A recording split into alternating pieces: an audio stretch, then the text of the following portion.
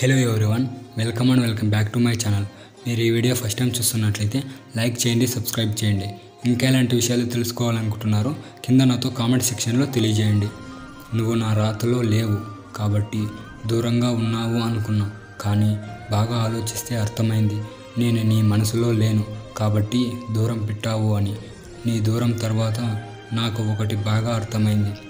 ఒక వ్యక్తి పైన మనం అభిమానం పెంచుకున్నా పర్లేదు, అదే వ్యక్తి మీద ప్రేమను పెంచుకున్నా పర్లేదు, కానీ ఆ వ్యక్తి జీవితాంతం మనతోనే ఉంటారు, మనల్ని ప్రేమిస్తారు అని అనుకోవడం తప్పు. ఎందుకంటే ప్రేమించడం, అభిమానించడం మన చేతుల్లో ఉంటుంది, కానీ ఆ వ్యక్తి మన జీవితంలో ఎంతవరకు ఉంటారో అన్నది మన చేతుల్లో లేదు. ఒకరు నిన్ను ప్రేమిస్తున్నారు అనుకోవడంలో తప్పు లేదు, ఆ వ్యక్తి జీవితాంతం నిన్నే ప్రేమిస్తూ ఉంటారు అనుకోవడం తప్పు. ఎందుకంటే ఈ మనుషులకు ప్రేమించడానికి ఒకరు కావాలి, పెళ్లి చేసుకోవడానికి ఇంకొకరు కావాలి, కుదిరితే పెళ్లి తర్వాత కూడా మరొకరు కావాలి.